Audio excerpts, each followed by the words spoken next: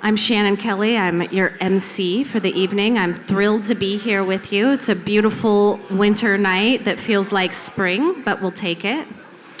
Welcome to PubTalk. I want to extend a huge thanks to Worthy Brewing for hosting us again this month. They do such a good job, don't they? So good. And also Hand in Hand Productions for the multi-room stream. Very fancy setup from Hand in Hand.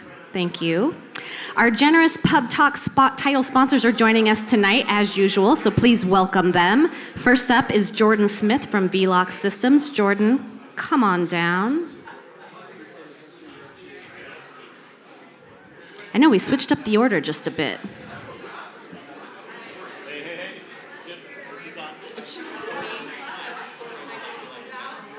All right. Oh, there we go. Hey, good evening, everybody. Welcome to PubTalk. Thank you guys for coming. Thanks to EDCO for putting this on. I even got the slide. I got the slide to them like 20 minutes ago, and they got it up here in time. So thank you. Thank you. I appreciate it. Thanks, Matt. So anyway, VLOX Systems, we do IT services. So we service like Chief Information Officer in the IT department for our clients. So we love to talk all the kind of nerd things, cloud computing, cybersecurity, help desk, new computers, all that stuff. If you have any interest in that or your business is looking for that, please come find me. I'd love to talk about it. But moreover, I'm super excited for our presenters tonight. I'm sporting the Go Beavs, Ben Entrepreneur Lab, same color scheme, good work. Excited to hear from those guys. So thank you guys, and we'll talk to you, or I'll see you around. Very good, Jordan. Thank you. Always good to have you with us. Next up, Emma James, Wealth Coordinator from Roselle Wealth Management. Emma, where are you, my friend? I saw you, Emma. Oh, there she is. There she is. Thank you. Good evening, everybody. Hoping I can cut through the noise in the back there. My name is Emma James. I'm a financial advisor with Roselle Wealth Management. We've been established in Bend for over 25 years now. And we are really passionate about helping business owners prepare for the sale of their businesses, mitigate taxes during the transaction, and ultimately live the retirement lifestyle of their dreams. Sounds great, right? We find that many business owners put years of blood, sweat, and tears into building their company. But when it comes time to exit, they don't have a plan in place, which ultimately just minimizes the value that they get out of the business when they sell. So what we like to do is make sure that we're putting a plan in place to really help maximize what is available to them as they start this next period of their life, right? So there's a lot of different ways we can do that. But I want to leave you with a little nugget and a specific strategy with how we do that. So this is for all of you who are currently selling a business, or maybe 1 to 3 years down the line. I want you to know that the life insurance policy that you took out for your business can be a valuable asset when you sell. Most business owners will just let that policy lapse because they don't need it anymore, but it could be a huge source of income if you hit it in the right timing. So if you get one takeaway tonight, come talk to us. We're so passionate about spreading the word because this is not a very well-known strategy that we wrote a book on it. David Roselle, the founder of our firm, and partner Rodney Cook, it's circling around here, and I promise you it is the most riveting book on life insurance you will ever read. Yeah, so come talk with us. We'd love to hear from you if you're interested. Thanks. Thanks, Emma. That was the best life insurance joke I've heard all day, actually. Next up, we have Josh Newton, partner with Best and Krieger. Josh, how you doing? I'm doing well. For those that are PubTalk regular attendees, it's usually my partner, Kurt Barker, who's up here doing the sponsor remarks for our firm. But that's what I was going to say, especially when you hear where he is. He had the temerity to leave and be in Mexico right now. And he knew that maybe I needed a little help, and he suggested that I have a joke and a giveaway, and I was planning that, and then it seemed complicated, so Next month, when Kurt is back, he has to tell 2 jokes and give away 2 prizes. In all reality, I also serve on the EDCO board and on the executive committee and have been involved with EDCO for quite a while and know that PubTalk is one of the enduring sort of community events where it's well attended before the pandemic, after the pandemic, and it's important to get people together, particularly entrepreneurs, and talk about your futures. I'm a little bit maybe adjacent to that. My practice does not really work with the entrepreneurial community. I focus on the lands and waters of the western United States. I work a lot with Native American law, Native American tribes, tribal sovereignty, human rights, and constitutional design. Nonetheless, I do care about regional economic development and the prosperity for our region and our people, and so I'm excited to be a sponsor along with the rest of my firm. I'm going to turn it back over to Shannon. I hope that worked. And again, apologies for no giveaway. You did great. A lawyer with no giveaway. You did great, Josh. It's always great to have you with us. Giveaway or no giveaway, Josh. All right, Providence Health could not be here with us tonight, but they do have an important message they wanted to share. February is American Heart Month, a time to highlight the dangers of heart disease, the #1 killer of Americans. Heart Month reminds us to focus on the importance of heart health, the need for more research, and efforts to ensure that millions of people live longer and healthier. Providence Health Plan is proud to work closely with the American Heart Association to promote heart health and fight against heart disease and stroke, and together they are making strides in improving health equity in our communities. No matter what your cardiovascular journey looks like, Providence Health Plan believes everyone deserves access to the best form of care. The best way to catch heart health issues early is by visiting your doctor or primary care physician regularly. That, plus keeping a healthy everyday day-to-day lifestyle, keeps your blood pressure, cholesterol, and blood sugars at normal levels and lowers your risk for both heart disease and heart attack. You can learn more by managing your heart health at providencehealthplan.com. So thank you, Providence Health Plan, for that very serious but also very essential message. We appreciate it. And thank you again to all of our title sponsors, Providence Health Plan, Roselle Wealth Management, Best and Krieger, and BLOC Systems. They're amazing sponsors. They make these events happen for us every month, and we're so grateful. So additionally, we have another important sponsor we'd like to acknowledge. I'm hosting tonight's PubTalk program because of our sponsor, OSU Cascades, and taking the stage tonight is Shannon Lipscomb, PhD. Dr. Lipscomb has dedicated her teaching and research career to building resilience with children, families, and communities impacted by trauma. She is a highly accomplished researcher who has been awarded more than $7 million. Her work focuses on early childhood, a time when parents and teachers have the most impact to set children up for success and navigating adversity throughout their lives. As Associate Dean of Research, Dr. Lipscomb partners with other leaders across OSU to support researchers at OSU Cascades to increase impacts for us all. Dr. Lipscomb, thanks for joining us.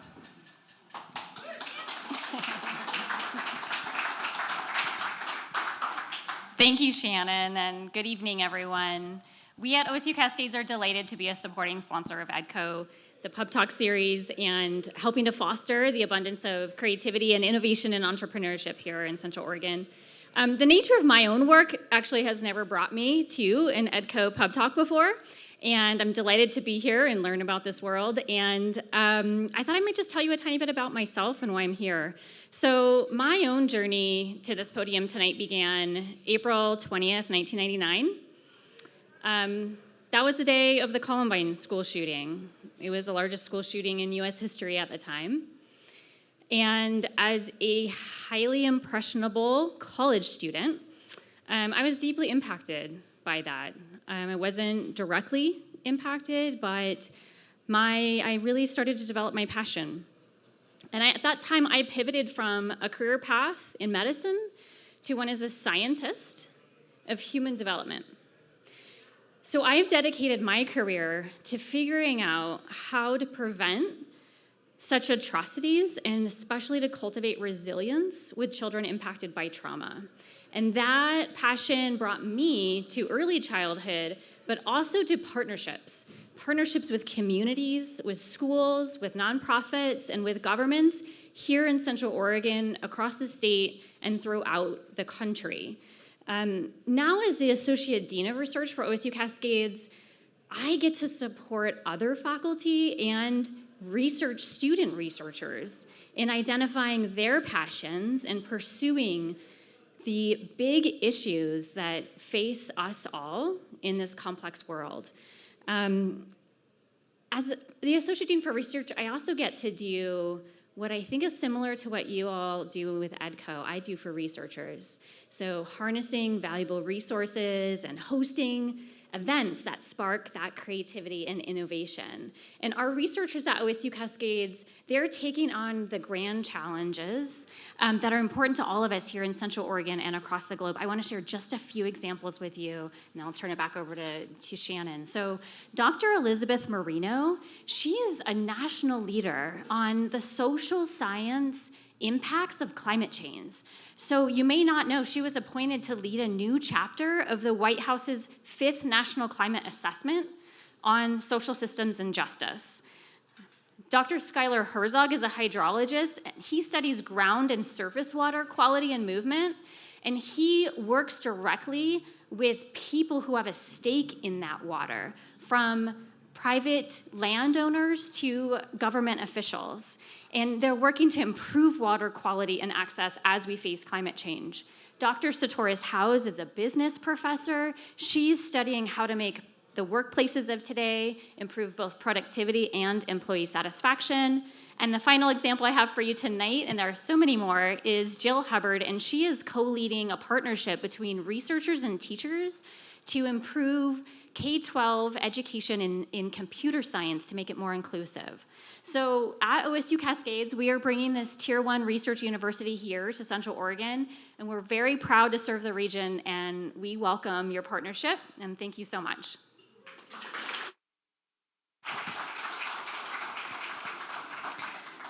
Thank you, Shannon. We appreciate you and OSU Cascades so much. So we're going to introduce next up EDCO Area Director for Sun River La Pine, Patricia Lucas. Welcome, Patricia.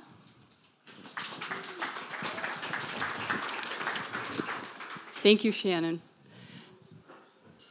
Thank you for the opportunity to be here tonight to present before this esteemed group at our PubTalk. So I cover South Deschutes County, specifically Sun River and La Pine, to help companies move, start, and grow in my area. You may not know this, but La Pine is the second fastest growing city in Oregon. It's also the newest city in Oregon. 8.2% growth, and in the last 10 years, it's grown 87.2%. So a lot of growth in that area. If you've been down that way, you may have noticed there are about 500 new homes going in. It's still the most affordable and competitively priced housing market in Central Oregon. And a project I'm excited about too is Habitat for Humanity. This year we'll be building 34 homes in La Pine on a piece of property, a 5.25 acre piece of property. So we'll be able to house a lot more people with affordable housing, because that's one of the keys to successful economic development. The city right now is doing a $45 million expansion project. For Bend, that wouldn't be so big, but when a city of 3,000 people, $45 million is a lot, which will accommodate 1,500 additional homes, and other mixed-use commercial space will be improved as a result of those investments. So I started about 4 years ago, and one of the goals was to build spec space. Most people who locate a business, they want to go into an existing building because it takes a while to get through the construction process. So I'm really happy to announce that we have a developer who's going to be building an 8,000 square foot spec building, multi-tenant, and then we receive funding from the state to build an incubator building that will be coming online. It'll be starting later this year and will be coming online hopefully next year. So we're really excited about the opportunities that those buildings will present for future business growth. La Pine Community Health Center, you may have seen the commercials because they're all over. They're doing a big 27,000 square foot expansion. They'll be investing $16 million that will result in the creation of 35 to 40 new jobs. And they're going to provide some services that currently aren't available, so people from that area and south have to come to Bend, and it'll be great for people who live there.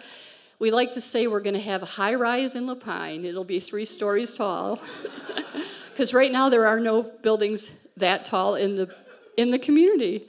I've been working with an advanced manufacturing firm that is in the coordinate measuring business that is going to be building 10,000 square feet, and it's a really big deal because we are trying to diversify the economy and attract more businesses. But one of the great parts of this project is that the owner wants to mentor and work with the high school to develop a robotics program and try to have a funnel of kids, that may stay in the area once they go to college. You may have heard of Legend Cider. They've been in La Pine for a few years now, and we just worked with them to help them find a new space. It's 50% larger than the last space they were in. So this one has been near and dear to me because we weren't sure we were going to keep them. Just, again, because we don't have a lot of space, but we were able to find a building. So they should be reopening at the end of the month, so if you want some cider, go see them. They would love to host you in their facility.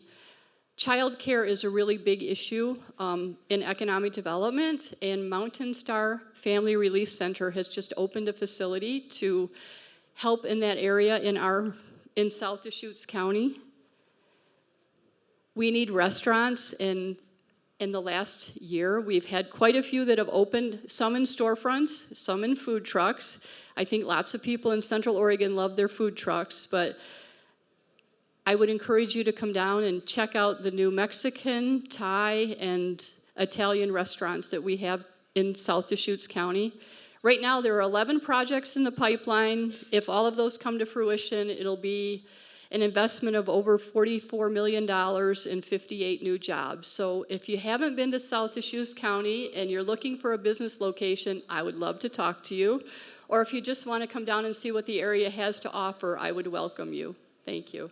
Thanks, Patricia. Well done. Well done. So good to hear from you. All right, we are moving on to tonight's pitches, sponsored by BBSI, serving Central Oregon businesses for over 20 years. BBSI, Barrett Business Services, prides itself on fostering strategic partnerships with its clients, acting as an extension of their internal HR departments.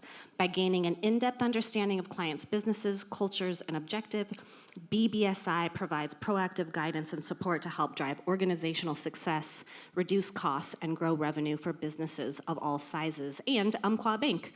Umpqua Bank is a proud sponsor of EDCO's PubTalk series. At Umpqua Bank, our local bankers proudly serve our community by providing the expertise to help build and maintain meaningful relationships. Umpqua Bank, together for better. Carrie Douglas is a co-founder. Good job inviting your friends. Carrie Douglas has many friends and is a co-founder and partner of Bend Entrepreneur Lab, a new initiative launched out of the Haven Co-working. Here to give an update on the Bend Entrepreneur Lab is Carrie Douglas. Welcome to the stage.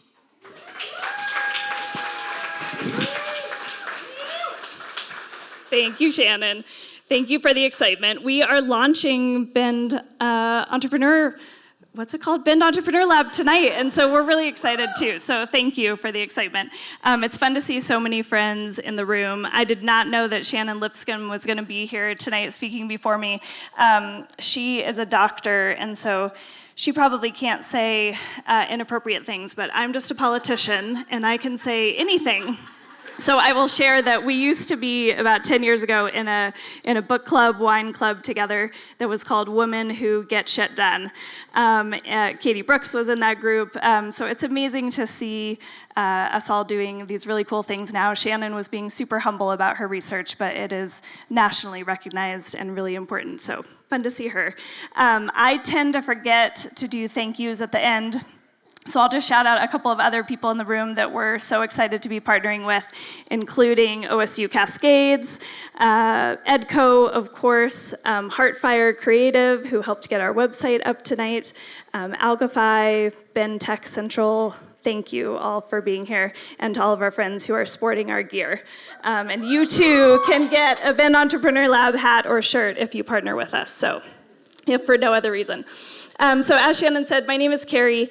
Patricia, I have been in Bend since before Bend had any 3-story buildings, I think. I was born and raised here, so I've been here for a long time. My husband and I are the co-founders of Cascade Relays and The Haven, and now joining Nico as co-founders of the Bend Entrepreneur Lab. And then my only real job is that I'm also the co-founder and CEO of a national nonprofit. So we started The Haven 5 years ago now, which is crazy, and we really started it to address 3 main pain points, which have led to the founding of Bend Entrepreneur Lab to address some additional pain points. So those were, 1, a lot of remote workers who were really disconnected from the Bend ecosystem for a bunch of reasons. Small business owners and entrepreneurs who were looking for a place to gather in person to learn and grow and connect. And then really a lack of intentional space and support for women and people of color and other marginalized identities to participate fully in our economy and in those entrepreneurial ventures. As a female founder myself, I experienced all 3 of those pain points and decided to open The Haven. So here we are 5 years later, post-pandemic. The Haven is thriving. The number of remote workers in Bend has grown exponentially. We believe that the number of investors and the amount of potential funding that is located in Central Oregon has also grown, and yet we're still seeing a small trickle, a handful of technology companies that are choosing to start and grow and stay in Bend as the place to found their company. And so we started asking folks, why do we think that is? And I'll actually ask you, why do you think that tech companies are not, dying to move to Bend as the place to found their company? You can just shout out a couple of reasons. What? Bad internet. Ooh. What else? I know. TDS. Shh, TDS is great. What else? What? Expensive. What else? Lack of talent. Is that what I heard? Lack of diversity. No housing. Taxes. Did I mention I'm a politician? So we heard those and a bunch of other gaps about the ecosystem in Central Oregon, and we decided to try to address it with the Bend Entrepreneur Lab. So what is it? We are a new initiative, and we are focused on providing early-stage entrepreneurs with really personalized, deep support from the very beginning of their idea through the successful finish of their first seed round. And when we talk early stage, we're talking really early stage. So we're looking for entrepreneurs, as I said, who have the inkling of an idea. These are aspiring entrepreneurs in residence. We really want to invest in people that have deep domain expertise, people like Shannon, who have a really clear problem, but maybe don't have the tech expertise or any of the other dimensions that it takes to become an entrepreneur, and that is where the Bend Entrepreneur Lab steps in. And as soon as I finish, you're going to get to hear from our first founder, Liz, who we're really excited about. So there's a couple of ways we get a lot of questions about Bell and how it's different from a typical tech incubator, so I'll just name a few. One is that we are not cohort-based. So as I said, we're really white glove, working with entrepreneurs individually, soup to nuts, everything they need from legal, financial, communications, everything. 2 is that we're really doing this the Bend way. We are prioritizing sustainability, work-life balance. People don't have to quit their jobs to do this full-time, and really prioritizing all of that over the hustle culture that really can destroy people, frankly. 3 is that we bring the Bend community with us. So from the partners that I already named to all the folks at The Haven, to all of you. Bend, as we all know, is one of those really special places where people help each other and where we know the community is going to step up. And finally, inclusivity. We're really excited to support a diverse set of entrepreneurs who may not even believe that they can be an entrepreneur, but we believe that they can. So I forget who it was that didn't have a giveaway tonight. We do, so we've got you. We have an awesome swag basket to give away. It is full of swag from Cascade Relays and the Haven. It includes a Haven membership, Bell swag, of course. And all you have to do to enter is go to this lovely QR code and sign up for our newsletter. And tonight, when we go home, we'll pick one of the lucky newsletter winners and we'll announce it in our first newsletter. So we are really just calling on you, the community, tonight as we launch. We will only succeed with all of you. And we really want to put Bend on the map as a place where tech entrepreneurs think, I can go there and get everything I need to be successful. We've had this recurring experience where we've met folks that have recently or not so recently moved to Bend, and then we go to their LinkedIn profile and we see that they don't have Bend listed as their location. They're keeping Seattle or San Francisco, and we'll ask why, and they'll be like, frankly, like the network just isn't here yet. And so we want people to be able to proudly put Bend, Oregon on their LinkedIn profile and know that that means something and that it will draw talent and investment and funding into the tech-enabled sector. So I think I go to Q&A now, and then Great. we're going to get to hear from Liz. I love it. Oh, How about a round of applause for Carrie? This is so exciting. My first question is, do you sleep?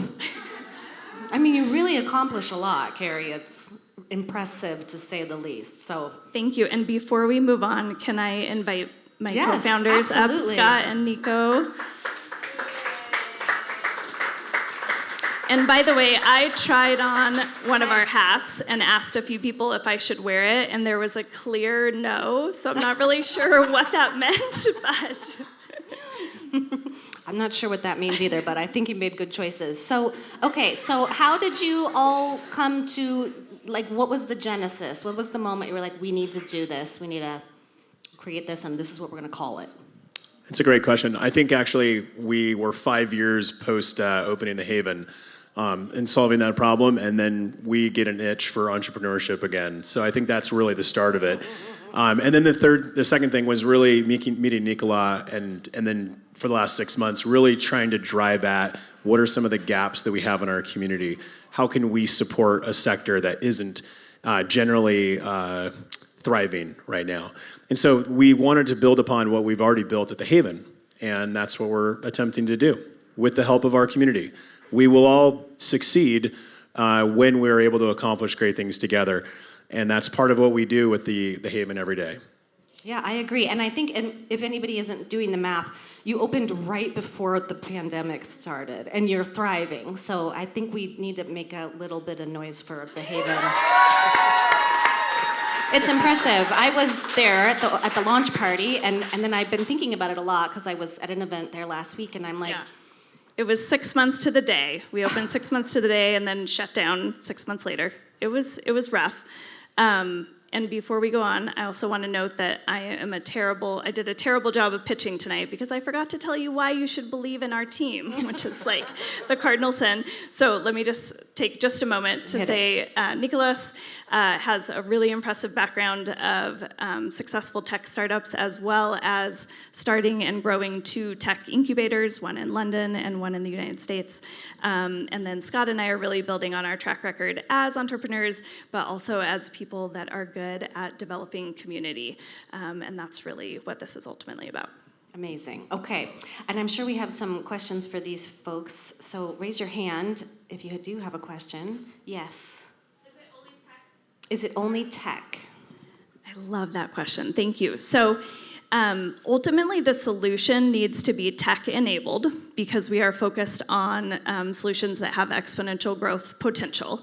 But we don't want potential entrepreneurs to be deterred by that. So you're going to hear from Liz. Her area of expertise is mental health, and her startup is all about mental health. The solution is going to be tech-enabled, but it's not kind of technology wasn't the first thought in her mind as she went to start to solve this problem. I love that.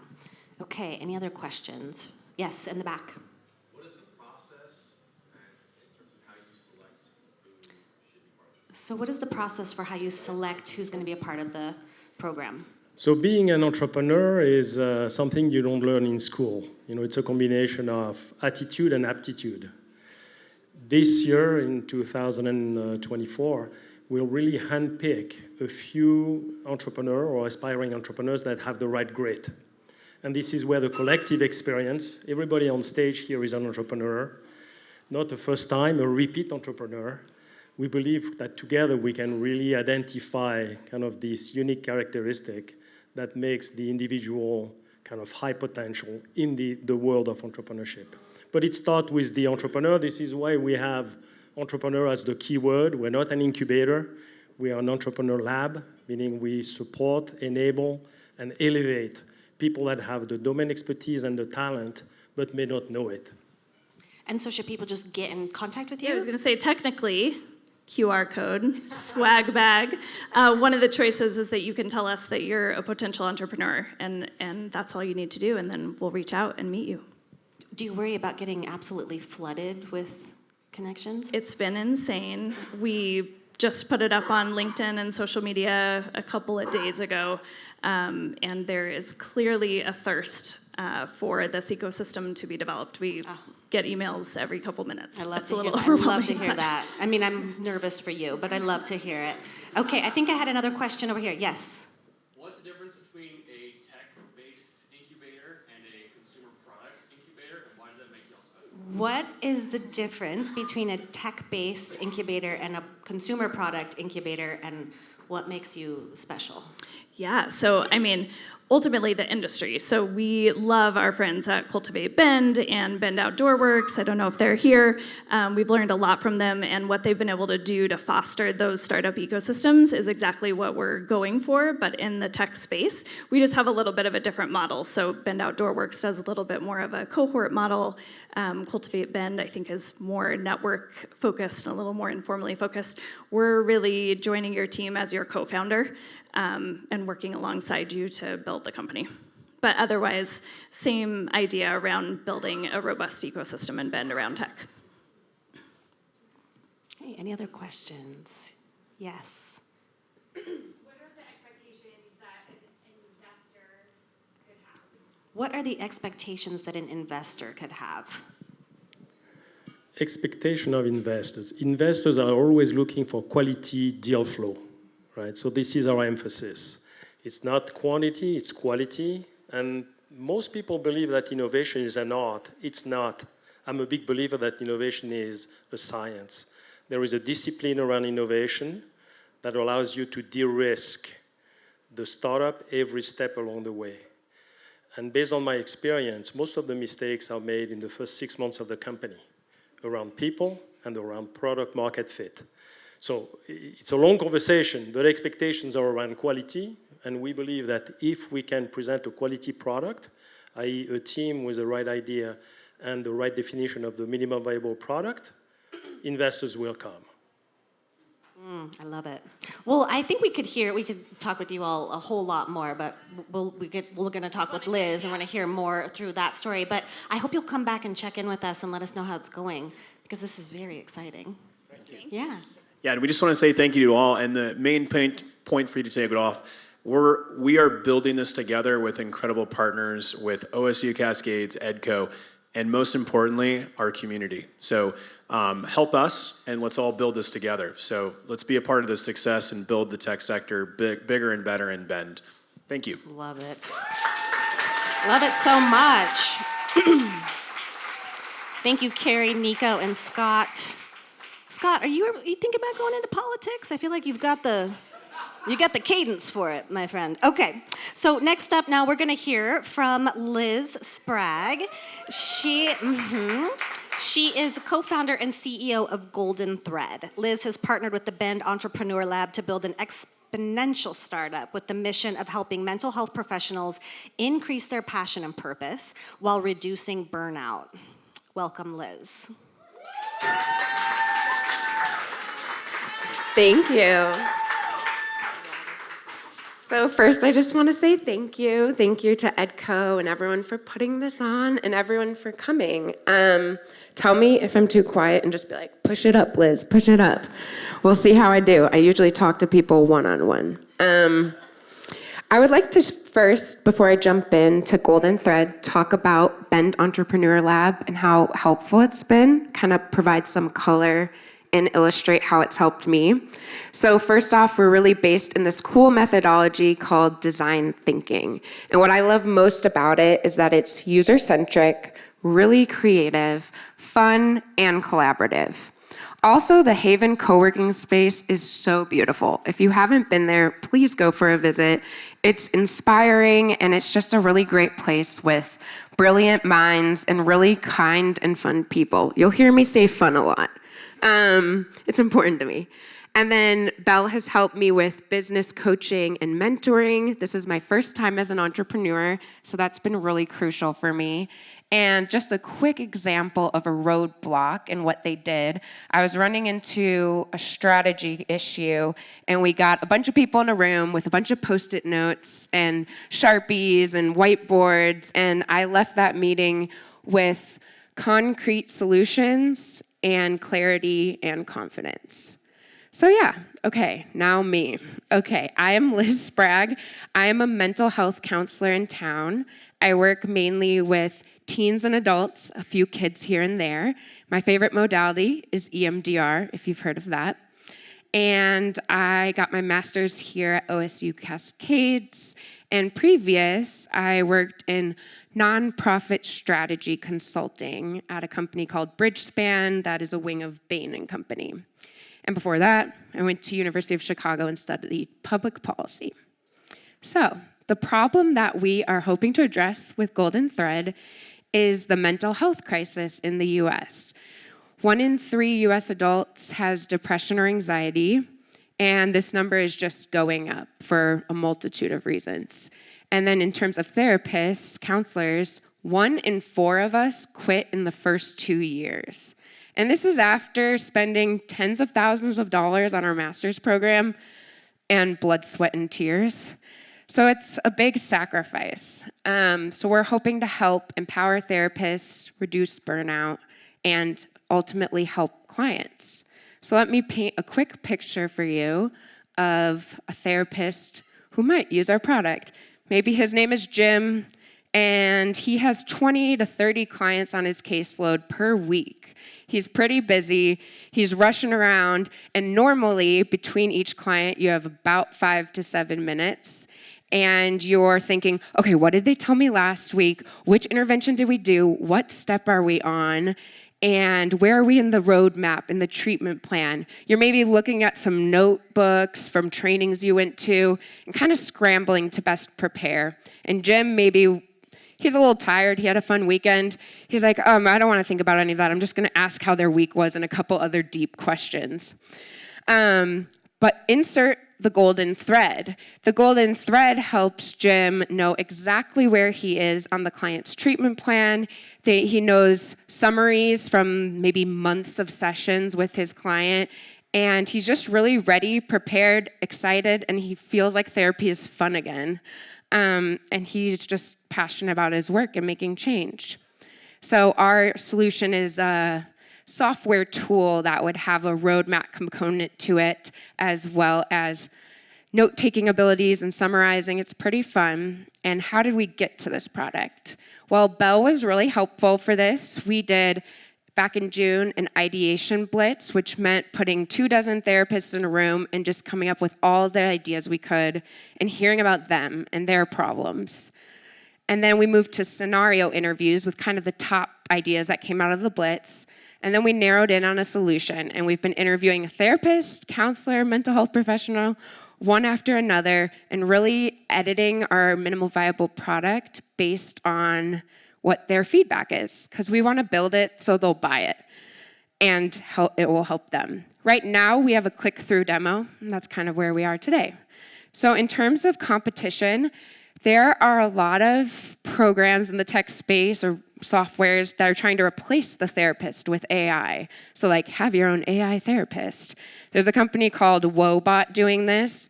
And then there's also a couple players in the business-to-business space. So there's some tech tools, kind of like CRM, that help with scheduling, billing, and insurance compliance. But no one's really there for treatment planning, roadmap building. For me, it's chicken scratch in a notebook and a couple books highlighted. So yeah, it hasn't really gotten into the tech space yet. In terms of the market size, mental health industry is about $80 billion, and it's going to grow to 115 by 2030. So we think that even helping 10% of therapists would unlock a lot of value. In terms of the team, I'm owning the subject matter expertise. I'm working as a therapist and have a client load part-time and then work with this part-time. And then I'm working with Nicola, who's a seasoned entrepreneur and Stanford Business School coach.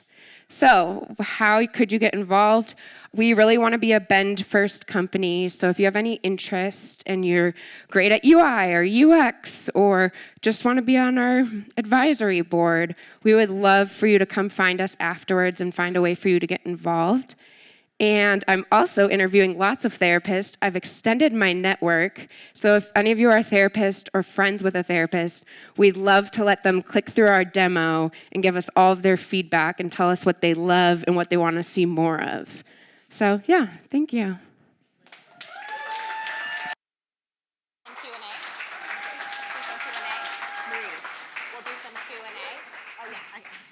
This is awesome. Yay. Yeah, so Sorry, I'm cool. nervous. No, you're doing great. I'm really impressed. And the other ideas of tech that you mentioned, Woebot, that's terrifying. Yeah. So thank you for being you, Liz. Good to have you here. Yeah. So I think this was just such a perfect way to launch BEL because now we get to see what it actually looks like in practice. And Yeah. so how did this conversation, how you just were telling them like, hey, this is a problem, and how'd you all connect? How did we first How'd you come connect with together? Nico? So Yeah. Nicola and I are both alumni from Bain & Company. I was in the nonprofit wing, and he found me on LinkedIn and was trying to find his tribe. I mean, LinkedIn is the hottest social media right now, is it not? Who saw that coming? It's like the Yeah. QR code and LinkedIn are just shocking me. Anyways, okay, how about other questions for Liz? Anybody have a question for Liz? So your demo that you have, Yes. like it's a therapist goes through it. It shows them what it would look like, what they could get out of it. So tell us a little bit more about what it looks like. Okay, so there's 4 squares, and we've built it on this beautiful, nice app called Balsamic. So it's not our final product, it's our wireframes, essentially. We wanted them to click through it. So the 4 boxes, one of them leads to your client's roadmap, and you see all of the modalities as a therapist that you do. So I might click on EMDR for Johnny, and then know I'm on step 4. Well, within step 4, there's probably like 10 steps, and then I know I'm on step 3 within step 4, and that shows that. Yeah. That's amazing. And so is this something you would use on your phone, iPad? Right now we're tablet? building a mobile app. Okay. Yeah. Great. So you wouldn't be using it on like a big computer. You would just be. We kind of wanted to be between the 5 and 7 minutes. A lot of therapists Yeah. like me run to the bathroom. Yeah. So like, okay, coffee break, phone, bathroom. What's next? And so when you think about this product being built all the way out, do you feel like it would help you? Oh yeah. Yeah. Cool. It's so exciting. Okay. Any other questions? I think we have time for one more. Does anybody have a question for Liz? Yes, Carrie. It's not so much a question. I just want to say that, like, I would like an AI therapist about as much as I would like an AI boyfriend. Thank you. Thank you, Carrie. If for those who did not hear, Carrie said, I would, this is complex, but she said, I would like an AI therapist about as much as I would like an AI boyfriend. And I also feel that way. And I bet you do too. Yeah, terrifying. It's like at that luncheon, we had all these good talks about AI, and now I'm like, I'm scared again. Shoot. That happened fast. Okay, any other questions? Okay, well, oh yes, here we go. So you're carrying information about certain patients that you're working with. Is that shareable? I mean, because you may be referring someone to someone else. Like, Yeah. What do you? This is a great question. How do you navigate privacy and HIPAA and all that stuff, but also do all that? This is a time saver and it's very efficient for you. Yes. So how do you get the benefits of being able to share without crossing lines on HIPAA and privacy? Put him on your development team. There's a lot of good ideas coming out of this man. Okay, so he's asking a question like, if you wanted to add a shareable component, so you could make a referral to another doctor, how do you comply with HIPAA? What's the privacy plan? It's kind of a, yeah. Yeah, I think it would just follow what already exists for kind of the CRMs out there. The CRMs can have apps on the phone as well, so you just have multiple codes to get in, multiple passwords to make it HIPAA compliant. We always want privacy to be number one, so it would definitely be HIPAA compliant. And then, yeah, the shareable aspect would be the client has to sign a release of information, just like anything through the other CRM. Okay, great. So we're going to need an update from you.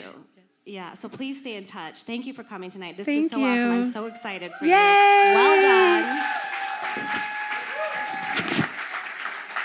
Thank you, Liz.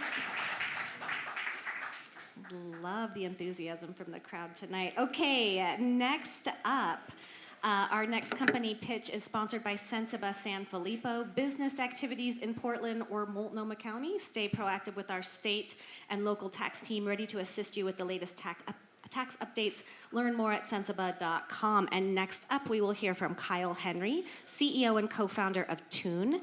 Tune is the first AI food logging tool for treatment of diet-related disease, starting with eating disorders. Welcome to the stage, Kyle.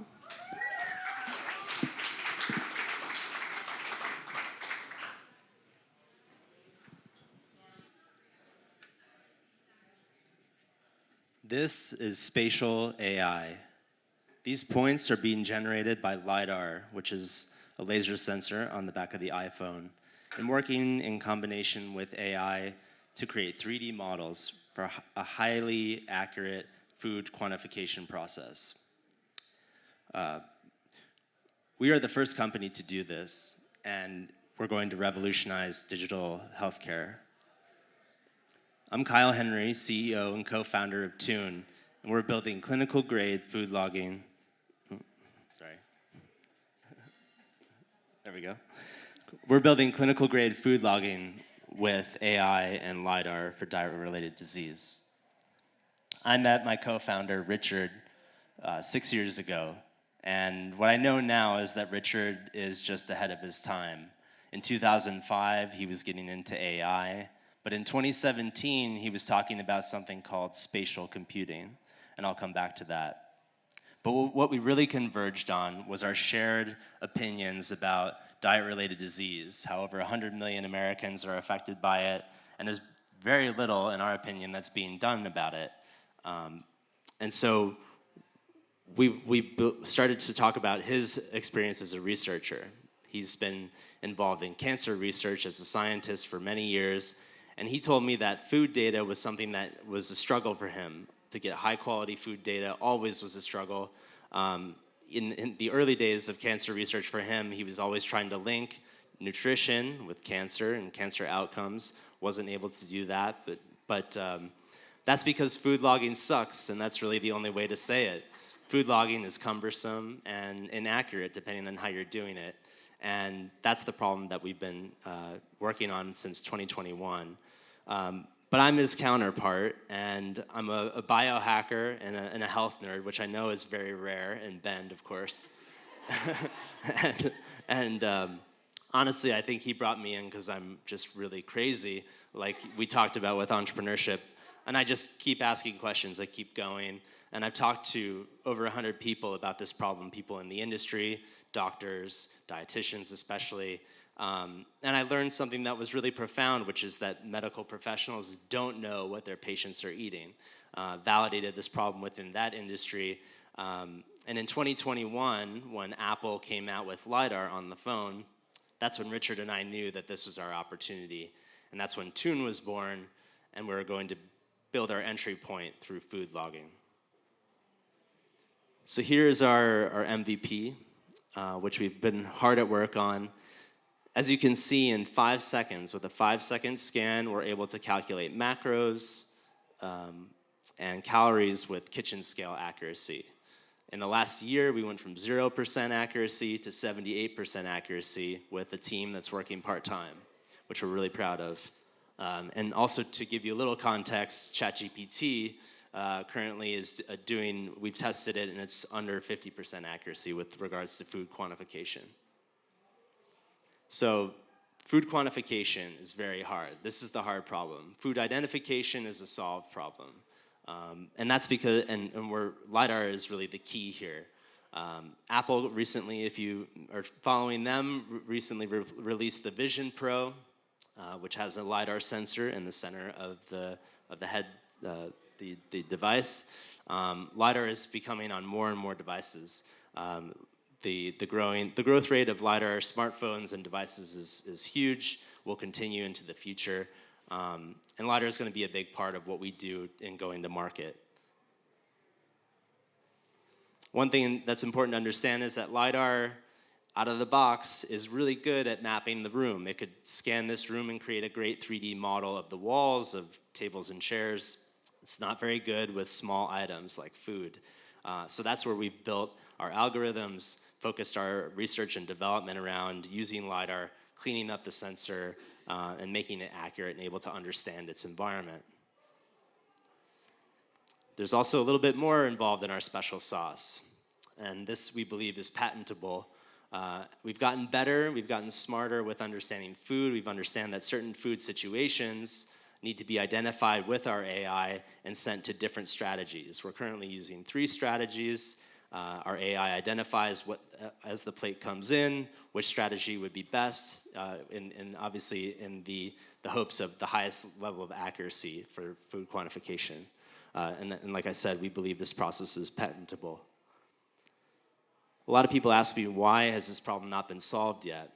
And I honestly believe that's because it's a chicken and the egg problem, which is that you need data to train the AI model, but you need customers to give you that data. And if you're depending on your customer to be patient enough to wait for your accuracy to get better and to like your product, obviously that's not going to work.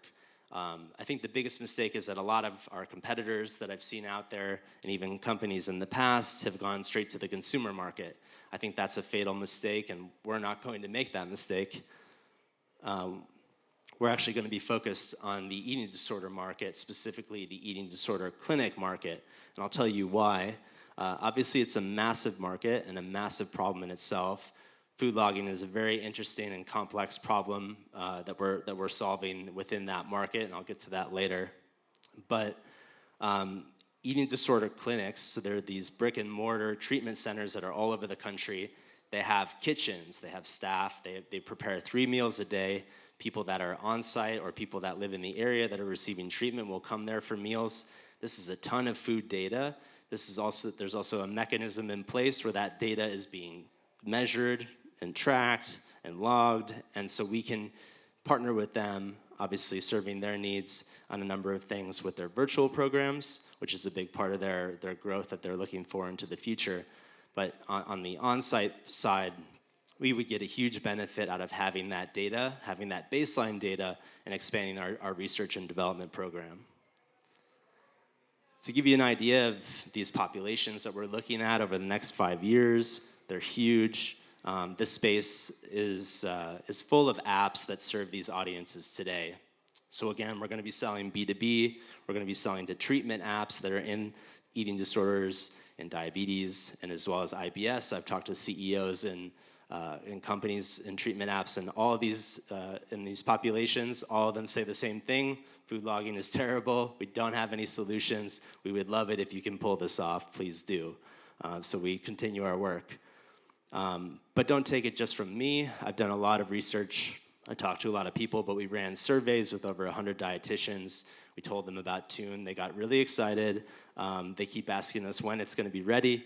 And 78% said that this would transform or benefit their business.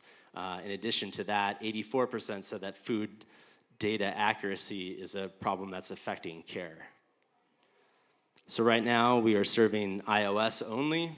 We have plans for Android in the future. Obviously, iOS right now aligns with Apple and LiDAR, which is important for us.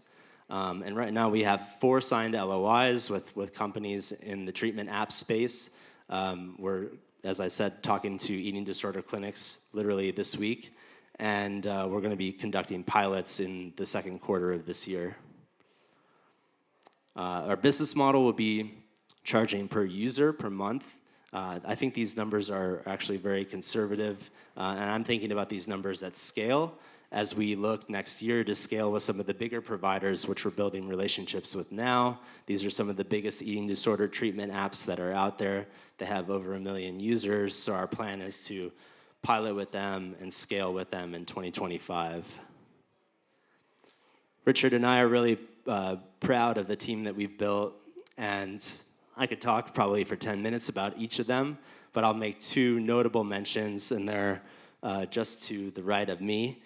David Mark has worked for the World Bank for a very long time. He's also been a CTO and scaled to millions of users. He has experience with random control trials, and he's just been awesome setting up our research and development process and helping us to develop scientific rigor and also sitting between our customers and our tech team, translating that process. And then there's Melissa Vasakauskis. She's a registered dietitian, lived experience with eating disorders. That's the population she works with. She's been incremental to our product development, giving us assistance in developing a product that's safe and effective for the eating disorder population, which I'd love to cover maybe in the Q&A because it's a little bit more detailed. But we build a great team in AI, in nutrition, and in science. We put $300,000 into the company to date. That's mostly been myself, Richard, and 2 family and friend investors. We're currently fundraising, and if you're an accredited investor, I would love to talk to you after if you're interested or you know somebody. These are the 3 things that we'll be focused on over the next year in lieu of a fundraise, which is really bringing on a couple more incredible tech people that we have as our key hires, expanding and going for 90% accuracy in food logging, and then also piloting and launching and starting to generate revenue. So there's 3 really big opportunities and 3 waves that I think we're really well positioned to ride over the next 5 to 10 years. The first one is that AI is starting to interface with more consumers every day. We're getting more comfortable with that. I think that's going to make its way into the healthcare space, and we'll be well positioned for that. In addition, number 2 is that Apple is adding more LiDAR into the world. We're well positioned for that. I think LiDAR is going to be on more phones and devices each year. I think everybody usually follows Apple, so I expect other companies to do so in the future. We'll be well positioned for that. And lastly, diet-related disease continues to grow every year. It continues to get worse. I don't think anyone's doing anything about it, so we will. Thank you very much.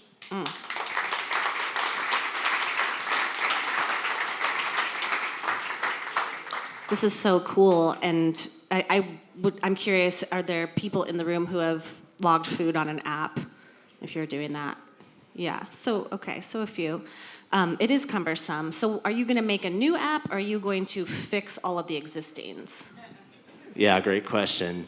We initially had set out to make an app, and I think that was kind of the biggest challenge, which is if you go straight to the consumer market, you need to get the data to train your model to get smarter, to get better. And if you don't have a good product, you're not going to get it off the ground. So we've been really hard at work, and I think we're going to be focused B2B. So if you're in treatment for any of these diet-related diseases, you will have access to our tool through those apps. So we're going to be licensing the technology. I think in the future, if everything goes right, we would like to launch our own app, but I don't think that would be for 5 to 10 more years, unfortunately. I know everybody asks me all the time, Because it does couldn't you seem do like that? more people are going to want to use this. Like the general population, once it's ready, is going to want access to this. Correct. And I think if we're going to have 90% accuracy, everybody would be happy with that. You know, if we're at 60%, I don't think we're going to get a lot of traction with the consumer market. And that was kind of where we were months ago, and we're trying to find the audiences that resonate with us now. One of the big things about eating disorders is that this market currently does not food log. It's very triggering to ask someone to do that. So our competition is zero. The nice thing, as you saw with our prototype, is that it's numberless, which means the patient doesn't see any numbers, which is easy for us. All that information is calculated and sent to the dietitian. So for eating disorders, that's transformative, and that was the easiest thing we could build, which was obviously kind of a lucky thing for us in this part. Yeah, it's amazing. It really is. Okay, questions? Yes. Yeah, just a very cool concept. Really, really like it. Thank you. How are you looking forward to protect against disruption? Okay, so did you say disruption? Yeah, so he's very cool concept. How do you protect looking forward against disruption? So by disruption, which way are you looking at that as coming from? Because it could be, I see a lot of it. Yeah, that's what I'm Okay. seeing this and I'm thinking, everything AI is moving so quickly. How do you sort of protect this concept? Yeah, so how are you protecting this concept? AI is growing so fast, it's moving so quickly. You know, what do you foresee?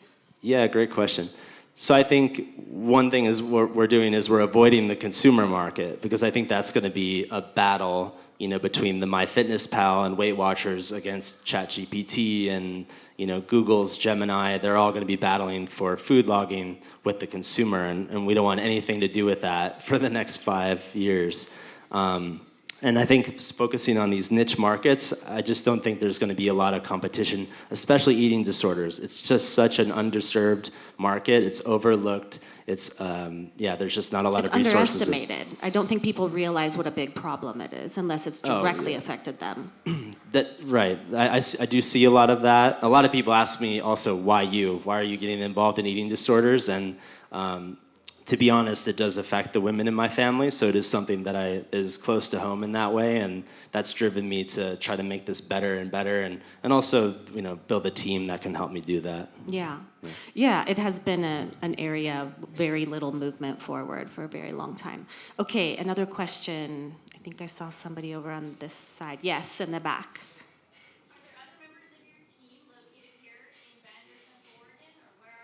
Where is your team located? Anybody here in Bend or Central Oregon? Yeah, we are probably the most global remote team of all time. My co-founder is currently in Iceland. The head of product is in Kenya. Melissa, who's our amazing dietitian, she's in New York. I call her local. Honestly, getting a video chat going is like, I'm just like, okay, I need an app for that. So. But honestly, it gives us, I just want the best people. And I've been working remotely for almost 10 years now, and I've gotten used to that. But I'm the only one in Bend, and I'd like to be here for a long time, but I'm also a bit nomadic. That's another part of my life. So I do plan to be here, though, and I'd love to find great investors and support for our business here. I think Bend would be a really cool place to build something like this in health tech. As well. Yeah, I agree. Well, this is amazing, and I hope that you'll check back in with us. Absolutely. Connect with Kyle if you're interested in learning more. Yeah, thanks so much.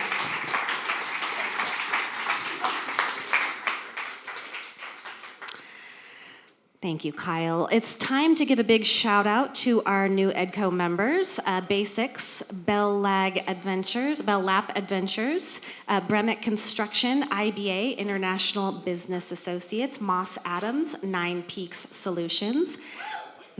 Old School Dog Camp, RH Media, Rainmaker Strategies, and it bears noting that we have a special shout out to our longtime EDCO member Basics who recently upgraded to diamond level membership. So fancy. So as you can see, EDCO is doing amazing things for the Central Oregon business community, like hosting these monthly pub talks.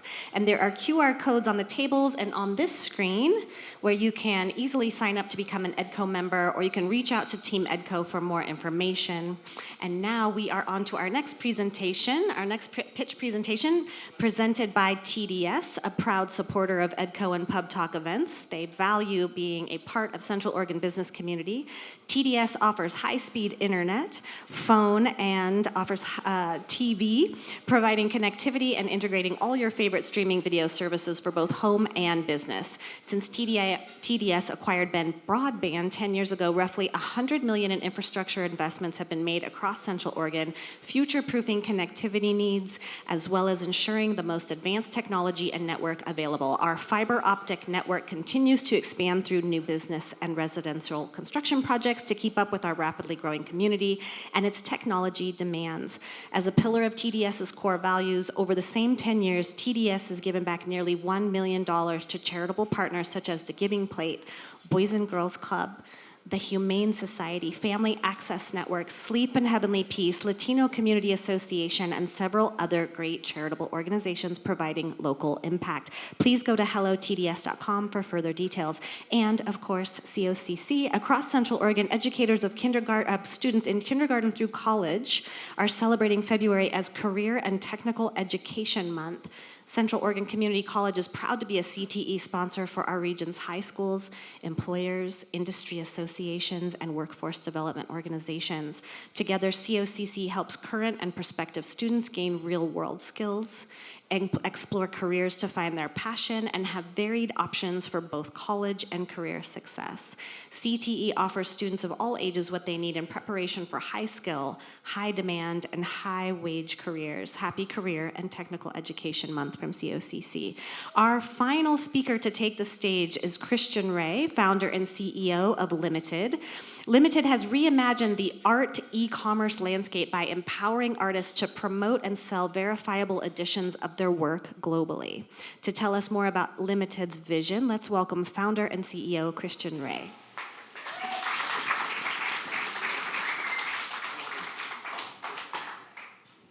Thank you. I have one question for you real quick. Did it hurt to say high speed? TDS is great. It's the other guy.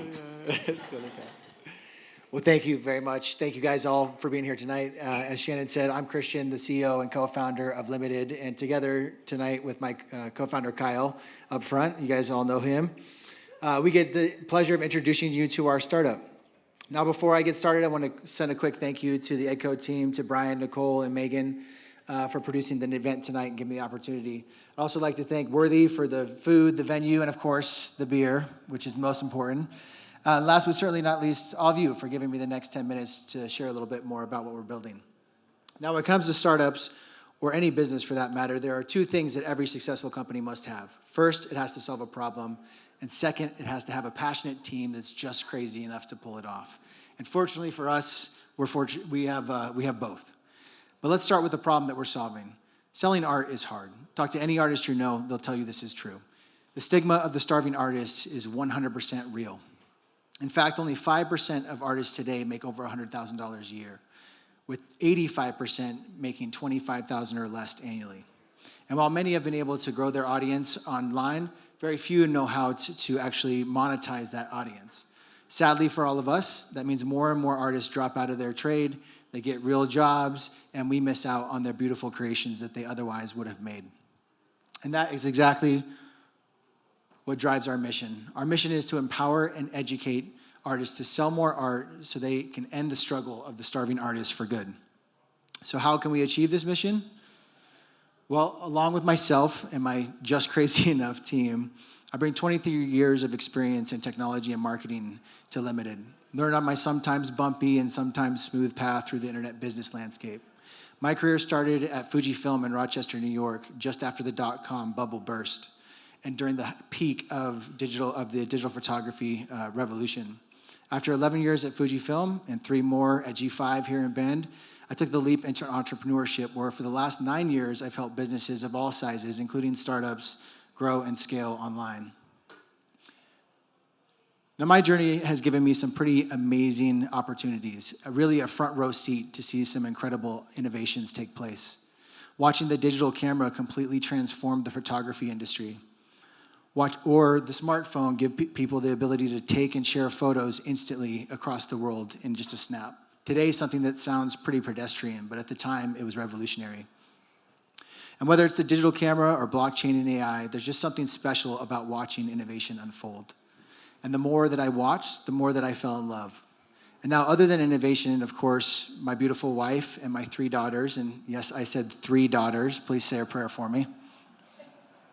There's only one other thing that I have experienced in this world that has captured my attention in a similar way.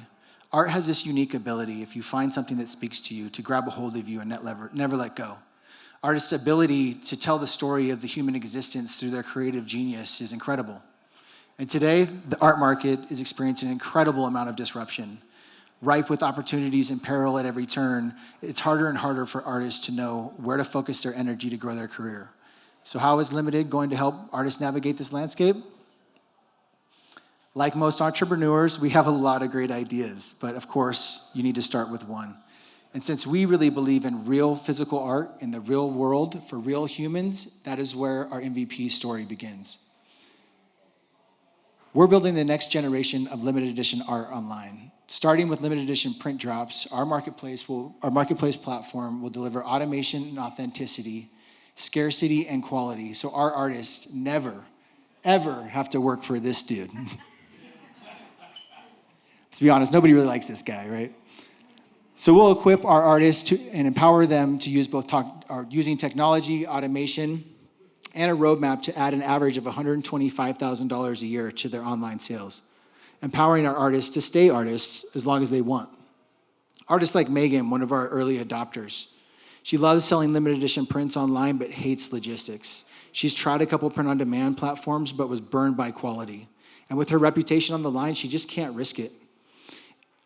So she's forced to process her orders manually. And I'm talking like email me a JPEG and print it and ship it to my customer, right? So this, of course, wastes a ton of time and leads to a lot of lost sales. And of course, she knows there just has to be a better way. So let me show you how it works. First, she uploads her art and selects a product. Next, she sets her pricing and edition information and optionally enables our AI-driven price automation engine. Finally, she customizes the accompanying certificate of authenticity and publishes her art for sale. When she makes a sale on our platform, the art's owner is automatically registered on our ledger and a digital and physical COA is issued for provenance. So that's our focus. We're building real art, real value for real humans who want to own physical art with authenticity and provenance built in, all while staying true to our mission of helping artists sell more art.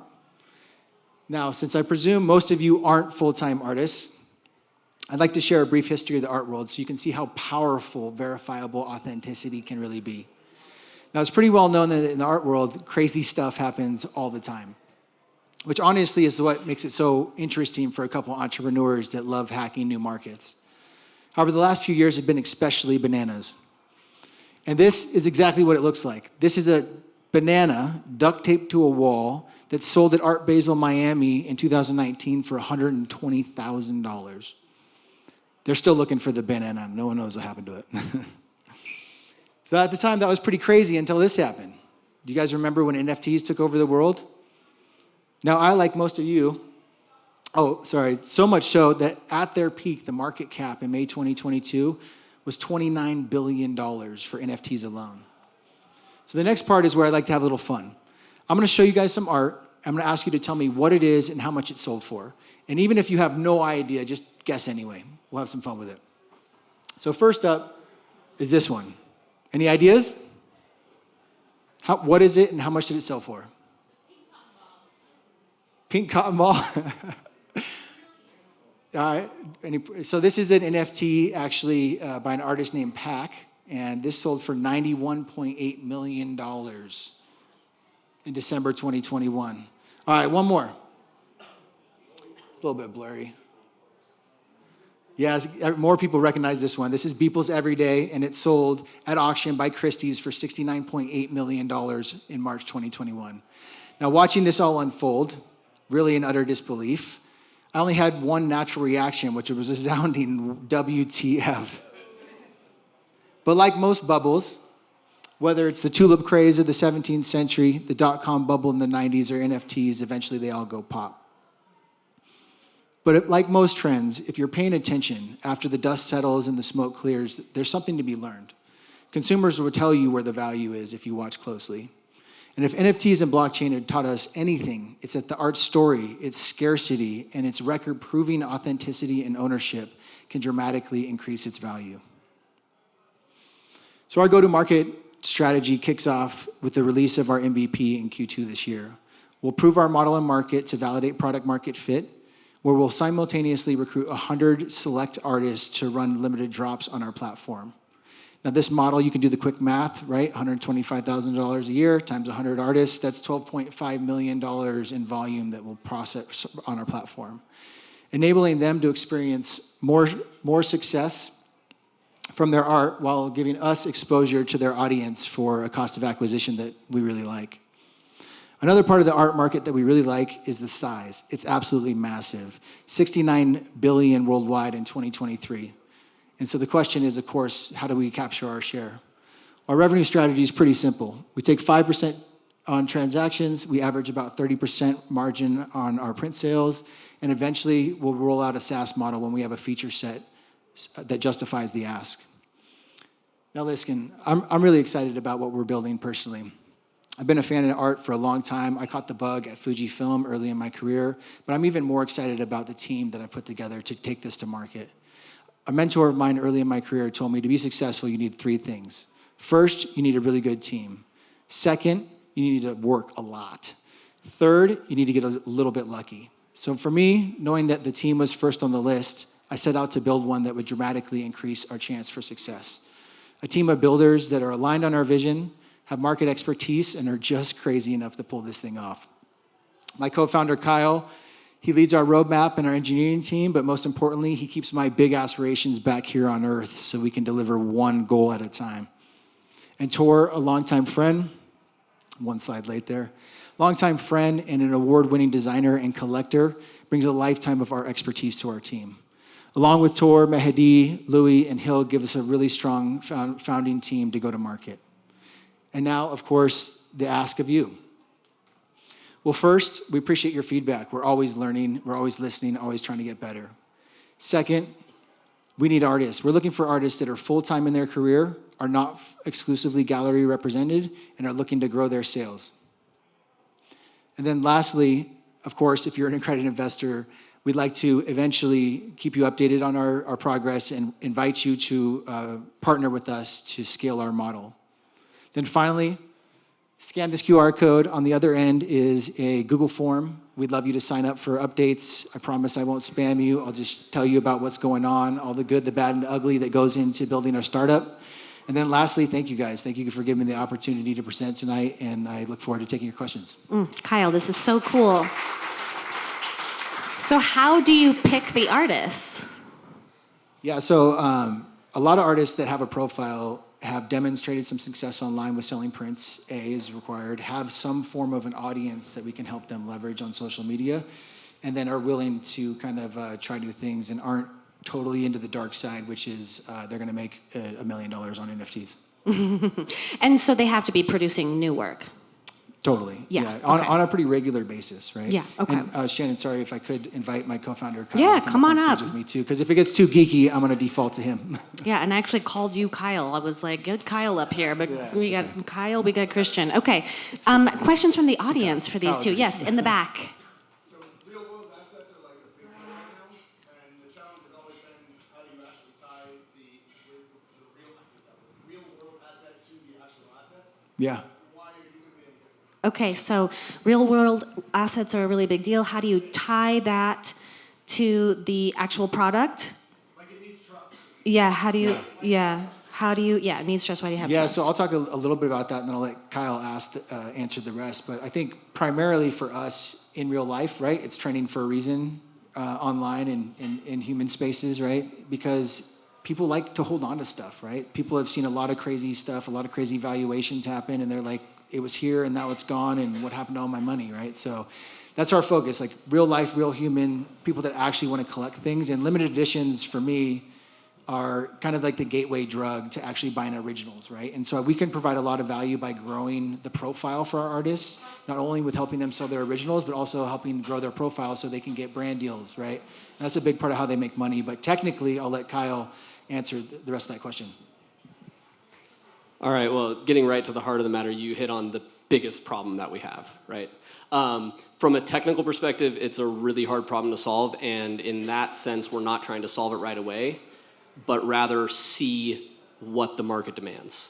So how much potential fraud is there where we have to, depending on how many resources we have to put into R&D in this problem. So on a really deep perspective, there are some kind of cryptographic methods that we can utilize certain pixel types like within the pictures that we can embed that ideally on a copy of the print, unless it's a massively high quality copy, would not come through, and we can utilize that to actually link that physical piece of art. But how deep we have to go in that is kind of yet to be seen. So the starting place is through the COA and through a couple methods that we're exploring right now. If this becomes such a problem, like with the NFTs, where the abuse of that technology has become widespread because of the absolute massive amount of money, we'll continue to explore and do R&D in terms of how deep we have to get into, very, very technical and specific ways of managing authenticity on a really, really deep level. Hopefully, it's not that big of a problem. So really, from the beginning, it's yes, if someone really, really wanted to commit a piece of fraud on a piece of art, there are ways to do that, and we're just going to continue iterating, finding the right technology to actually make sure that can never happen in the future. But not something we're launching MVP with. Yes. Yeah.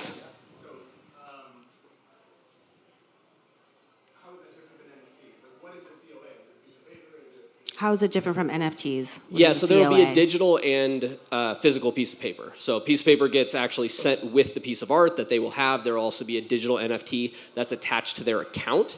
Again, eventually this will become more of a problem when we start actually opening up a marketplace and there's more ability to trade and sell in a verified way through the platform. And so that is on our roadmap. For the time being, not as big of a problem, but that gives us a little bit of time to solve this from a technical issue, because, like I said, you hit on probably the most intense technical problem of that entire process, and something that we have been exploring consistently for a long time. Yeah, we're not using, just to rehash on that, we're not using blockchain, actually. Microphone. Just to rehash on that, we're not using blockchain very intentionally. No. A digital signature is a hash, an ID that's created by an API that then got turned into blockchain, right, with the financial model behind it. So we've talked about it, we've thought about it, we've looked at it a lot. I said, we definitely need it, and then he talked me out of it, basically is how that happened. Yeah, so it's really interesting. So, like, it's a maybe for us right now, right? So, sorry if I completely missed that of why we're not using a specific blockchain, but essentially a publicly available, read-only, immutable database we can build ourselves without having to kind of slap the sticker on of this specific technology. And that's what we're starting with until I would love to talk and figure out if you have a very specific use case of why you think that one works. But for us, the value add and what the actual use case is doesn't necessarily call for us just like kind of utilizing this technology for what we're doing. It's a great question from the 8th tallest man in Bend. Good to see you. Good to see you. I know. Well, the population has grown, so the numbers have changed. 8th is not bad.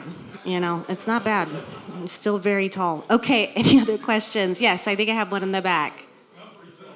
Are you? Okay, okay.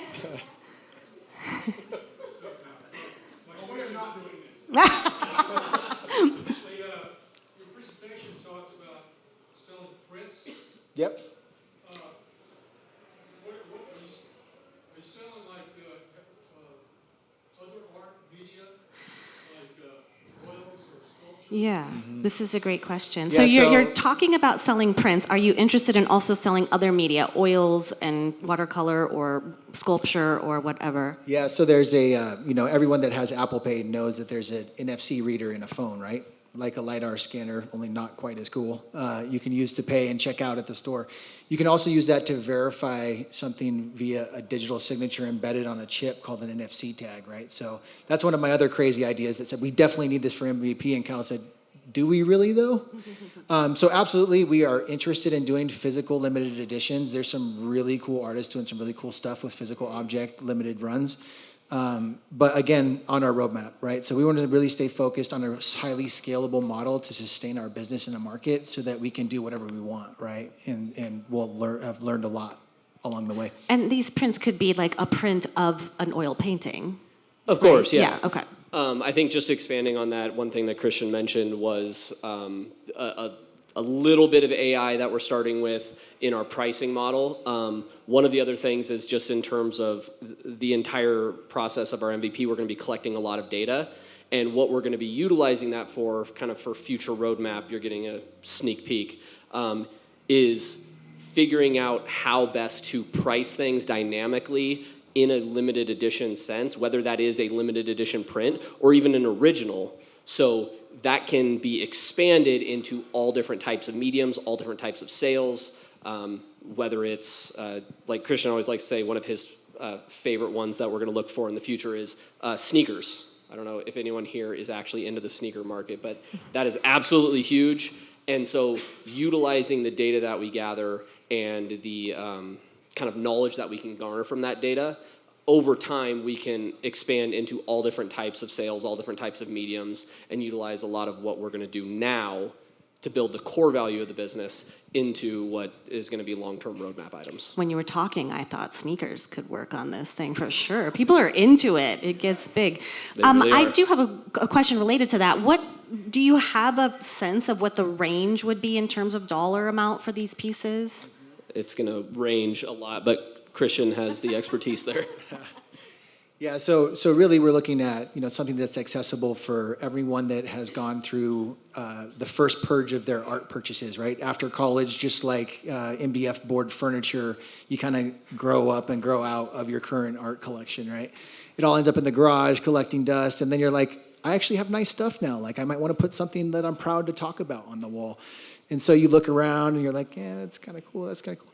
But then you find some artists and you really like to them and their art speaks to you and they're like, the original's $10, $20, $50, $100,000 and you're like, yeah, maybe next year, right? Maybe my kids don't need those sports programs, I'll just buy this art instead, But honestly, it's anywhere from the $200 to $500 range is typically what we see these limited edition prints run for. One of the biggest differentiators that we have is that we're working with some art labs that I know from my experience in the industry that aren't printful, they're not printify, they're not high volume guys. And the high volume guys just can't produce fine art certified quality print using aqueous inks on like the highest end paper because they're trying to sell random illustrations on Redbubble to everyone in the world, right? So that's the white space that we want to occupy first.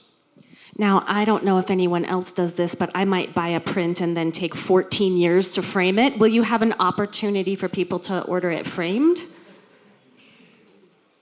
Eventually. Yeah, we've definitely heard that problem before. Framing is definitely interesting. So it makes cost of shipping 40x, essentially, if you add a frame. So you're talking about shipping it anywhere in the United States for under $40, or if it's large enough, you're talking about having to crate it and spend $500 for shipping. Here's a hack. You can buy it a ticket on Alaska, and I think it's 50. There you go. You There could you think go. about that. That's I a know knowledge someone who's bomb done from it. Shannon. Okay, one more question. Do we have one more question? Okay, yes. Yes. No, I think you should do it. Just hit it. So, speaking of framing, the other thing I was thinking about was that it's very possible that in the near future, we're all dealing with screens on walls. So the paint Okay. So Mr. Future has a question. He says that maybe it's possible in the future we'll have like screens on our walls, and so then we would convert to having art that would be on screens. Is that? Oh, he's saying it is. I mean, not at my house, because my house is just too dusty for that, really. But okay, so speak to that. All right, well, I will let Christian talk to this because I think he has a lot to say. But I will say, because I'm in the same boat as you, I am a techie, and I am very, very digital. The thing that I have learned through this whole process is this push and pull between the tech and this actually kind of regression. I don't know, I wouldn't call it regression, but pull back on the spectrum back to in real life, physical, whether it's pieces, whether it's art, whether it's a whole bunch of different categories. And so what we found is that, and what we truly believe, that's never going to go away.